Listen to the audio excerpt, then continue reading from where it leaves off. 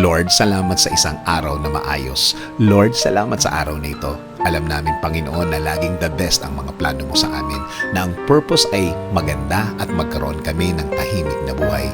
Hindi ko man alam ang bawat step na gusto mong gawin sa aking buhay. Magtitiwala pa rin ako ng lubos. I will hold on to your promises in my life. Alam ko, di mo ako pababayaan kahit isang sandali, Lord. Salamat sa isang araw na maayos na puno ng iyong pag-aalaga. Maraming salamat din sa mga tamang tao na ilalagay niyo sa aming araw ngayon. Alam po namin na pinili niyo po ang mga taong ito para magbigay ng tamang impluensya sa aming buhay at tamang gawing halimbawa sa mga pagkakataong gagawa kami ng desisyon. Lord, ikaw na ang mag-lead ng buhay ko araw-araw at alam ko kung ikaw ang nasa buhay ko, ang lahat ay magiging magaan, Lord. This is our prayer.